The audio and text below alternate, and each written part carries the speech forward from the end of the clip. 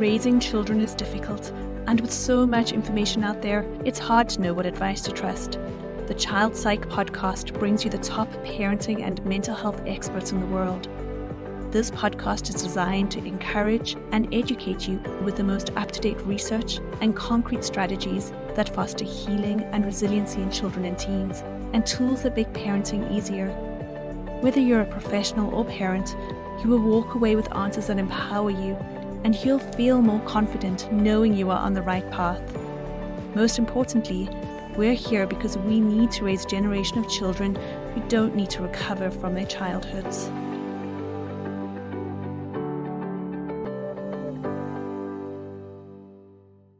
Hello and welcome to the Child Psych podcast. I'm Tanya Johnson, registered psychologist, registered play therapist, co-founder of the Institute of Child Psychology. Today, we could not be more thrilled than to be telling you that we are interviewing Dr. Gary Chapman. Dr. Chapman is the author of The 5 Love Languages of Children, this wonderful, wonderful book that I have here in front of me. Dr. Gary Chapman is an author, speaker, pastor, and counselor. He has a passion for people and for helping them form lasting relationships. Chapman is a well-known marriage counselor and director of marriage seminars. The 5 Love Languages is one of Chapman's most popular titles, topping various bestseller charts for years, selling over 20 million copies, and has been translated into 50 different languages. Dr. Chapman has been directly involved in real-life family counseling for more than 30 years, and his nationally syndicated radio programs air on the Moody Radio Network and affiliate stations. Today, we're going to be talking about the 5 Love Languages of Children, the secret to loving children effectively. Welcome, Dr. Chapman. Well, thank you. It's great to be with you.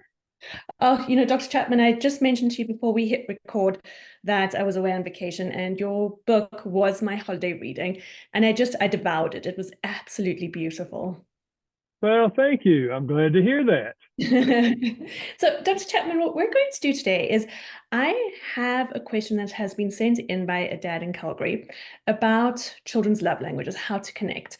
So what I would love to do is play his question for you and then together have a look at what the love languages are and how we help discover for ourselves what our children's love language is. Okay, sounds good.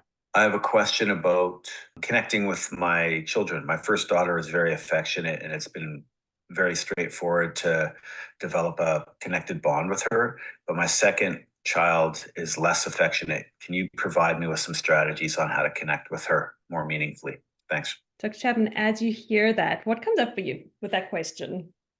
Well, I think I often say to parents, the question is not, do you love your children? Obviously, this father loves his children. The question is, do the children feel loved? And that's why this book on the 5 love languages of children is so important. Because each child has what I call a primary love language. And if you don't learn that child's primary love language and you don't speak it, they will not feel love. They will not make that emotional connection with you. So apparently, one of these children, he's identifying well, she's identifying well with him. I don't know what language he's speaking to her. But the other one, he doesn't feel quite that connection and feels like she doesn't feel that connection. So I think if he understands what we're going to talk about today, the 5 love languages and how to determine a child's primary love language, I think you'll find an answer that he's searching for. Oh, so beautiful. Okay, so let's start right there. Can we walk through the 5 love languages together? Okay, and these are in no particular order of importance, okay? But one would be words of affirmation, giving the child words of affirmation. And in each of these languages, there are various, what I call dialects. Just as in spoken language, I speak English with a Southern U.S. accent, okay? It's a dialect. Well, there's different dialects of words of affirmation. For example, there's words of praise, where you're praising them for something they did. There's words of encouragement, where you're saying, that's right, you can do it, come on, you're doing good, So there's different dialects, but words of affirmation, for some people, this is their language. And we can come back and discuss more deeply that later on if you like, but another love language is acts of service, doing something for the child that need to be done. We actually have to speak this language when they're born. because they can do nothing for themselves. So we put the food in, we take the food out. I mean, we do the whole thing, okay? But as they get older, this language is also spoken, not only in doing things for them, but teaching them how to do things for themselves. For example, a 6-year-old can make their own bed. And it's probably take more time to teach them how to do that than it will be to do it yourself for them. So, but both of those are important for those children. Number 3 is quality time. Giving the child your undivided attention. It can be playing a game with them. It can be reading a story to them. It can be taking a walk with them, but they have your undivided attention. And then number 4 is gifts. It's universal to give gifts as an expression of love. The gift says, they were thinking about me. You know, you're saying, I was at the store today and I remembered you really like this candy bar. So I got you a little one, okay? And then the last is physical touch. And we've long known the emotional power of physical touch. That's why we pick up babies, hold them, kiss them, and cuddle them.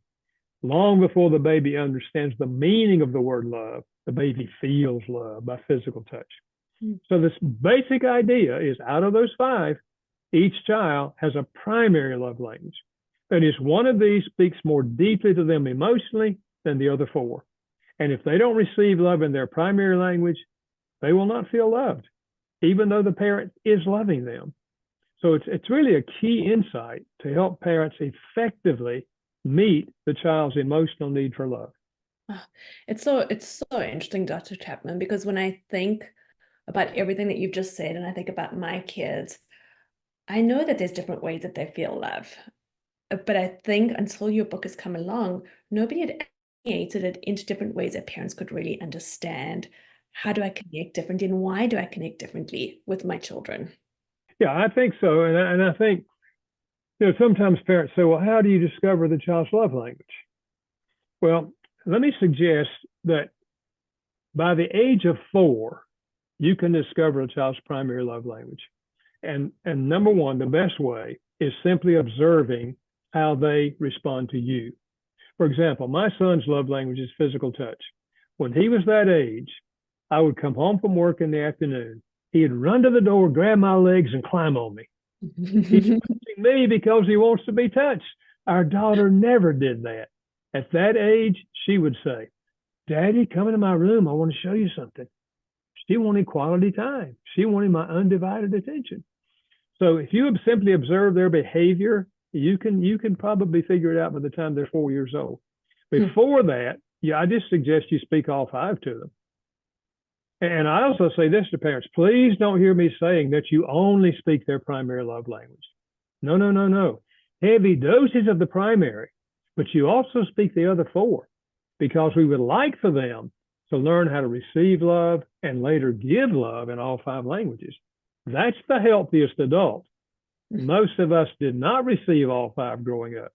So we come to adulthood, and some of these we don't feel comfortable. We don't know exactly how you do that. If we didn't receive words of affirmation, for example, we don't know how to say words of affirmation. So I think for older children, there's 2 other ways you can determine their primary love language. One is, what do they request of you most often? For example, our daughter, when she got a little older, the most common request, Dad, can we take a walk after dinner? She's asking me for quality time. My son would never walk with me. He said, walking is dumb. You're not going anywhere. Going somewhere, drive. Yeah. His most common request is, Dad, can we play basketball in the backyard? And the way we play basketball is physical touch. We ran into each other. I love it. And then the third way is to simply listen to what they complain about, because the complaint reveals the love language. For example, I had a mother say to me just recently, she said, my 6-year-old son said to me, we don't ever go to the park anymore since the baby came. He used to have his mother's full attention, quality time, the 2 of them at the park. She was totally into him. Now the baby's here. He's not getting it. He's telling her, this is my primary language and I'm missing it, you know? So you put those 3 things together, you can pretty well figure out a child's primary love language.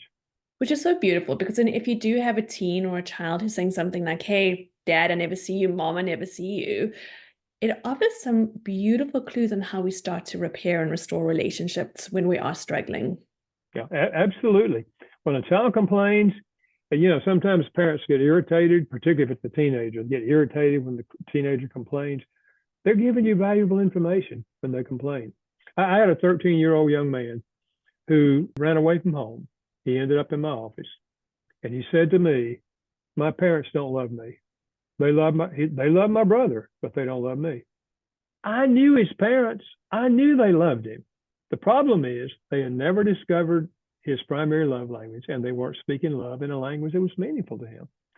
So I think this is just the reason it's so helpful to parents is it helps them do what they really want to do. They want that child to feel love, and this helps them do it in an effective manner.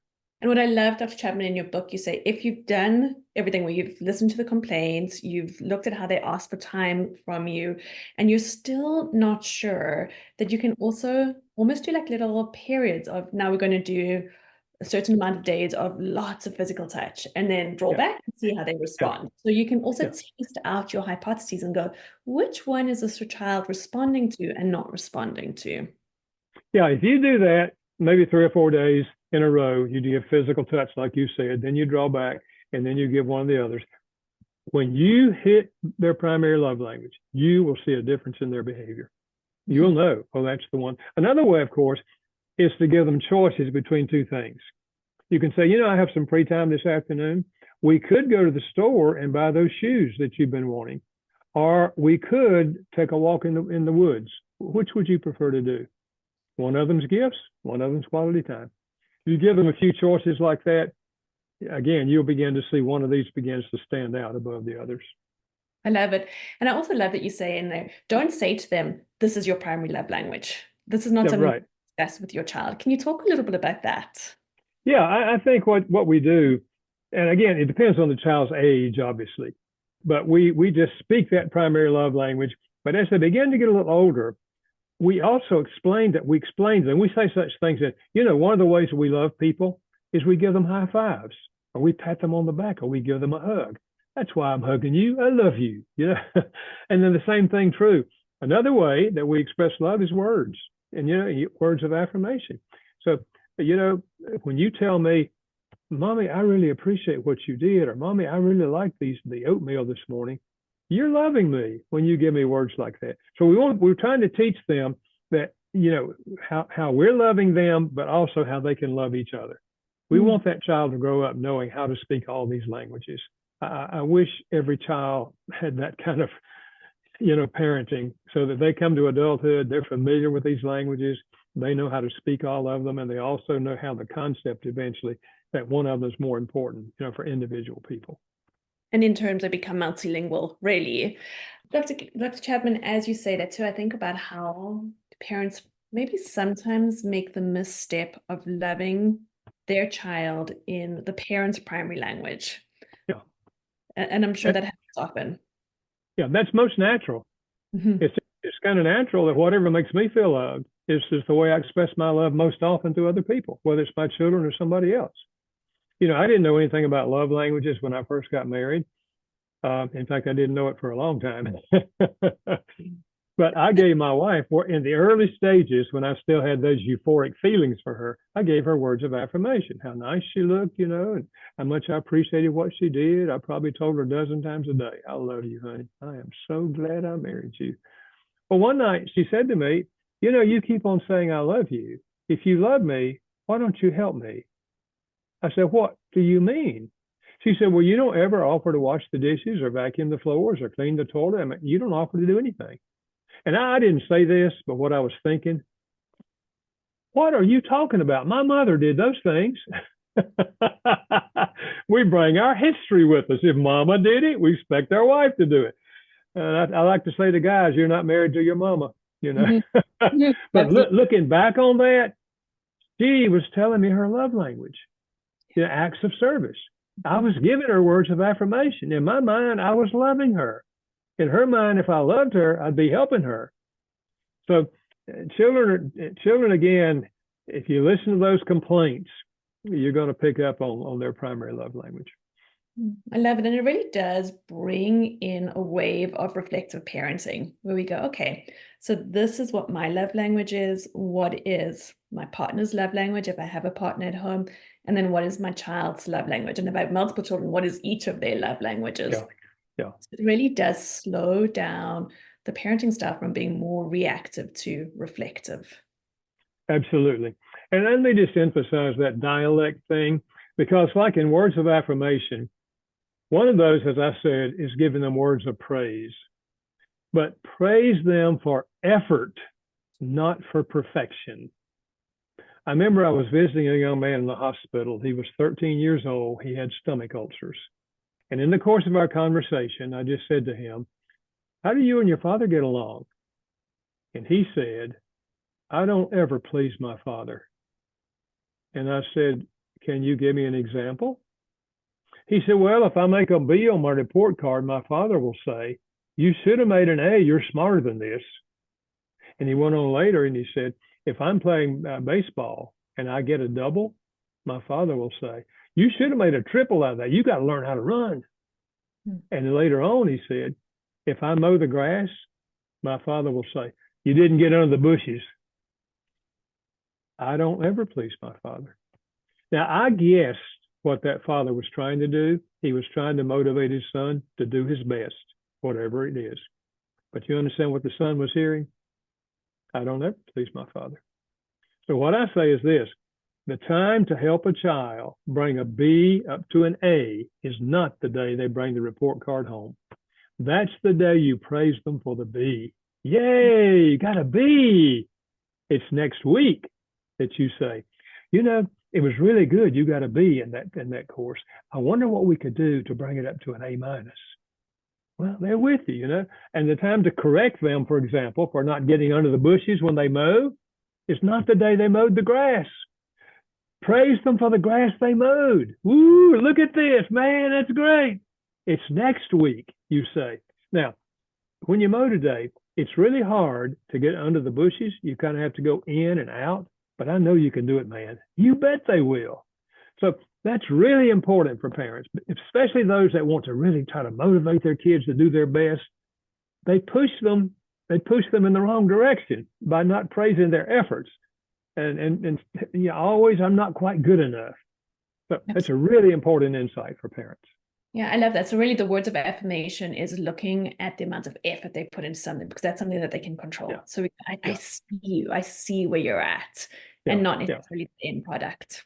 Yeah. You know, we do this really well when the child is learning to walk. They're holding onto the side of the couch. We get 2 feet away. "Come on, you can walk, you can walk." They take half a step and fall. We don't say, "You dumb kid, can't you walk?" What do we say? Yay! We praise them for effort. They get up and try again. Absolutely. That's the key insight. Yeah, we lose it somewhere along the line with our children, don't we? I think as it feels like the stakes get higher, I think parents become more restricted in actually seeing that journey. Yeah, you're exactly right. Yeah. Dr. Chapman, I think the other one, so I love that the words of affirmation, how to actually deliver them. The other one that I think people sometimes get confused with are acts of service. And in your book, I love how you speak about how we initially may do things for and with our children, but really our role is to teach them how to be in service of others, particularly if that is their love language. Can we talk a little bit about that? Yeah, I like to say to parents, in our culture, you have about 18 years to teach your children the skills to live as an adult. Because at 18, typically, they're going to go off to university, they're going to join the military, or they're going to go get a job. We hope. So where are they going to learn? There are a lot of things they don't teach you in college. They don't teach you how to wash dishes. They don't teach you how to wash clothes. They don't teach you how to wash a car. On and on and on we could go. So I suggest to parents, why don't you sit down and make a list of all the things you would like your child to know how to do by the time they're 18? And if they're teenagers or a little older, let them help you with the list.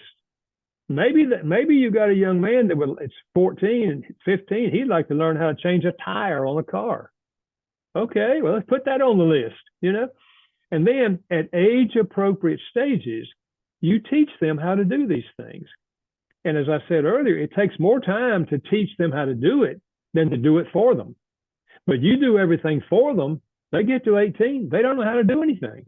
So it's really it's good for parents to understand in the early stages, we're speaking this language by doing things for them, things they cannot do for themselves, even feeding them. What do we do when they're learning to eat? We put the spoon in there and we fly it like an airplane to their lips. Ooh, that's good. Ooh. Well, you don't do that when they're 4 or 5 or 6, We teach them how to feed themselves. And so all of these skills, but it's a powerful way. And when kids get to be older and look back that they've learned all these things, man, they're so happy about their parents. My granddaughter was always wanting to learn new things, and her father taught her how to paint walls. So one summer in high school, she got a summer job for the school on doing some things working for school. Well, they showed up in the room. There was 4 boys and her. She was the only one that knew how to paint. So she taught all those guys how to paint. She felt good about herself. And there's love right there, right? If that isn't the definition of right there. Yeah. So, but anyway, I get excited trying to help parents learn these simple skills that make a huge difference in terms of the success of their children as they get older. I absolutely love it. And I love too that in your book, at the end of each one of the love languages, you give a list of different ideas on how to actually demonstrate that love to your child. So, like you were saying with the physical touch, is not necessarily that we're sitting right next to each other. It can be that we're playing basketball together and there's rough and tumble play. And in that, there's physical touch. But there's so many different nuances to being able to express these gifts to our children.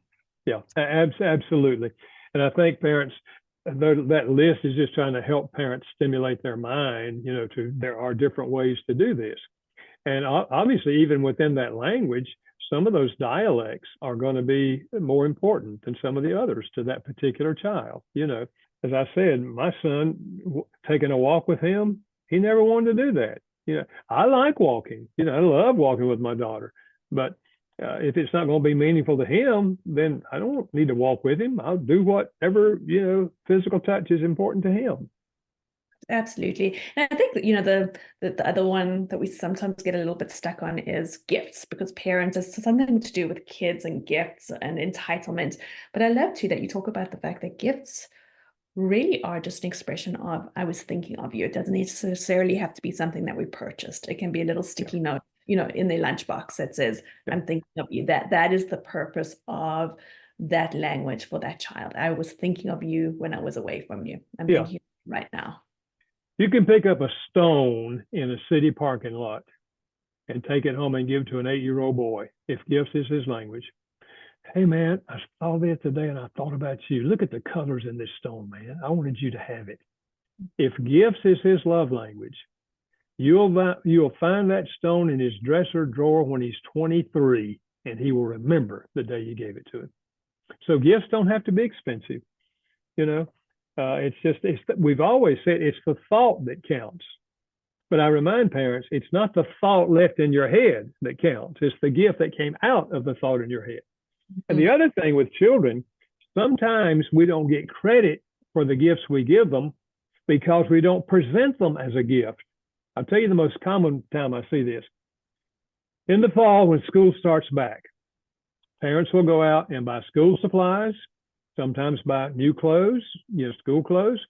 And what do? They bring them home, they cut off the things, they wash the clothes, they put them in their drawer. The school supplies, they put them in the little backpack and whatever. But there was no presentation as a gift. So the kid just gets the idea. That's what parents do. This is just the way it is. And I say, why not get credit for them? Wrap them up like you do on birthdays and at Christmas and present them in front of the whole family as gifts. Man, it's much more meaningful to that child, especially if gifts is their language when they realize, Oh, you found this for me. You did this for me. So let's get credit for it. And the other thing I like to say about the parents on gifting is, remember, the word gift means unmerited favor. You're not giving it to them to try to convince them to do something. For example, I'll buy you those shoes you want if you clean your room. Well, the shoes are not a gift. It's payment for services rendered. The little kid next door will come and clean up the room if you buy him shoes. A great distinction. Yeah. So don't ever try to manipulate them to do something for you by giving them a gift. And I tell you where I find this often is when there has been a divorce and the parents are living separate. So the kid is at one parent and then the other parent, but the custodial parent, which may be a little more than the other, sometimes the non-custodial parent will try to buy the child's love by giving them gifts. So when they go to see that parent, they give them all kind of gifts, sometimes expensive gifts that the custodial parent would never be able to afford.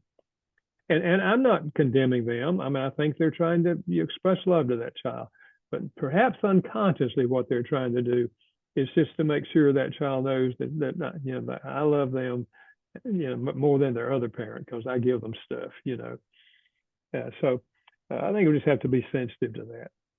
Beautiful. Dr. Chapman, the last area that I want to cover with you is on discipline. And in your book, you say that in order to discipline children effectively, we need to ask ourselves two questions. One, how does a child love? How does my child love? And two, what does my child need when he misbehaves? I wonder if you could just talk on that a little bit for me. Yeah, I like to say to parents, whenever you lay down a rule or a guideline for a child, of here's something we don't do, or here's something we do, also tell them what the consequences are if they disobey. For example, if we have a rule, we don't throw the ball inside the house. We play ball in the backyard, but not in the house. If you throw the ball in the house, you'll lose privileges for 2 days. The ball has to go in the trunk of the car for 2 days. And if you break something, you'll have to pay for it out of your allowance. Okay? Now, and the child knows what the consequences will be if they break the rule. So you're not nearly as likely, if they throw the ball in the house, to say, I told you not to throw that ball in the house. Now, you know better than this. But if you already know and they already know what the consequences, then you can do it in a loving manner. And I sometimes say, for example, if the child's language is words of affirmation, you can say something like, or any child really would respond better to this. Johnny or Mary, I am so proud of you because most of the time you keep the rules. But this time you broke the rule and you threw the ball in the house and their head drops. And you say, now you know what we have to do, right? The ball has to go in the trunk of the car, and they're nodding their head and probably crying. You say, okay, honey, let's walk out and put it in the car. And you do. And you say, now you broke the vase. And I don't know how much it costs. We'll have to find out how much. And we'll take a little bit out of your allowance every week to let you pay for it. But listen, I love you so much. And I'm so proud of you because you usually keep the rules. And you can even give them a big hug, They're going to receive the discipline in a far more positive way because you wrap the discipline in love. And when we do that, we're making life easier for ourselves because we're less likely to lose it, out of the moment, the emotion of the moment. And we're helping our child understand there's always consequences when you break the rules, and they need to learn that. Otherwise, when they're 16, they're going to be out there driving under the influence and they're going to get a wreck and end up, with all the consequences that come from that. And if they understand that, there's always consequences when you break the rules. Again, we're setting them up for adulthood in a positive way. So powerful. And I think when we add in being able to recognize and know what our child's love language is, we are able to wrap them in that love while we guide them through life. Yeah, absolutely. It makes all the rest of parenting much easier when that child feels love, when what I call their love tank, when the love tank is full, everything else is going to be easier. And the child is going to be more likely to want to do what you ask them to do, to be motivated. When they have the sense you love them, and I don't mean they'll always just naturally do everything you want them to do. I don't mean that. But we create an emotional climate that's healthy in raising children. And what if every family in the country had that? I mean, it's amazing what would happen. Dr. Chapman, I think we can leave it on the final beautiful thought of what a different world we would have if we had children whose emotional tanks were awful. And as we shift in your work, as I understand, has been to help shift family by family, one family at a time, to go, how do these children experience and express love?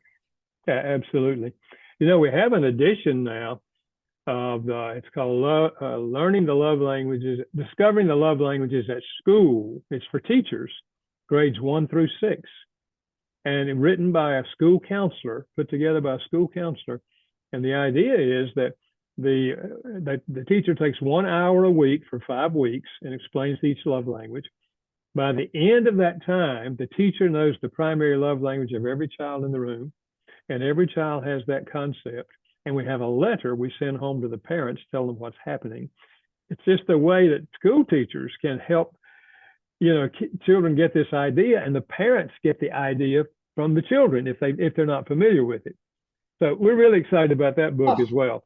That is so beautiful. It gives me goosebumps, actually. That's beautiful. Well, whatever way, wherever children are, if we can work with them in this context and make sure they feel loved by whomever it is, a teacher or a parent, we're enriching their lives and consequently are helping enrich the world. Beautiful. Thank you so much, Dr. Chapman. To all our listeners, we will link Dr. Chapman's website, books, all in the show notes. Thank you so much for your time. Absolutely beautiful. Well, thank you, and keep up the good work you're doing. Thank you, Dr. Chapman.